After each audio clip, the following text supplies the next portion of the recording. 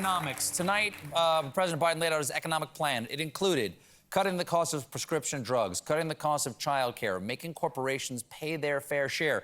Is it fair to say that Biden was feeling the burn tonight? You're an expert. You're an expert on the burn.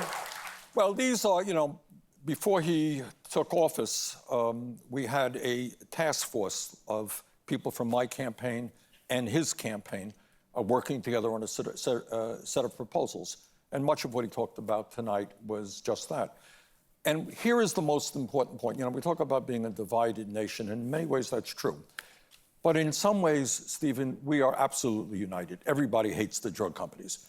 And everybody knows that it is absurd that we, in some cases, pay 10 times more for the same exact drug sold in Canada or Europe, that 1 out of 4 Americans cannot afford the prescription drugs that their doctors prescribe. Meanwhile, the companies make tens of billions in profits and give huge compensation packages to their CEOs. And I want everybody to know this.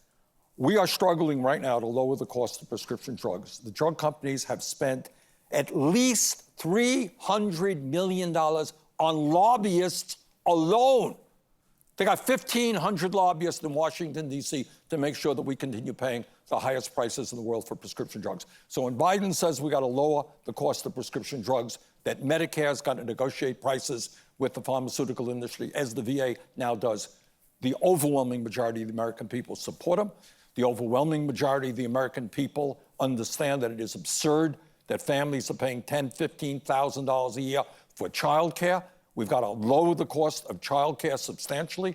I believe we ought to expand Medicare to cover dental, hearing, and eyeglasses. You and Joe Biden obviously have different perspectives. If you were up there at that podium tonight, what would you say the state of our union is? I would say that we're an anxious country right now. We have gone through so much.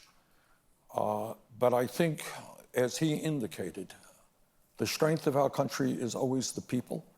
And our history is that when things get tough, we stand up and we fight back.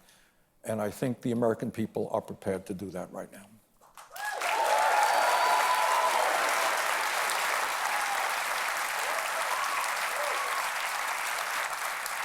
Biden kept looking to the Republicans while promoting his legislative his agenda.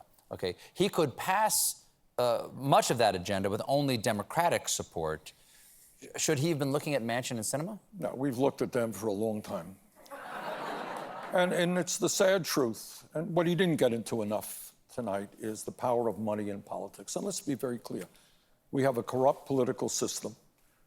Candidates and members of both the Democratic and Republican Party take huge amounts of money from the pharmaceutical industry, from the fossil fuel industry. And unfortunately, we have at least 2 United States senators who are more interested in getting campaign contributions from the wealthy and the powerful than doing the work of the American people. It's a sad state of affairs.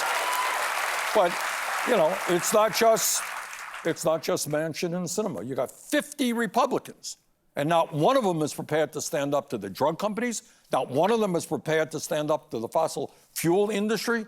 Not one of them apparently is prepared to make sure that our children have quality child care and women can go back to work. So you got 50 Republicans who have got to be held accountable in this coming election. We have to take one more break. We'll be right back with more Bernie Sanders. Stick around.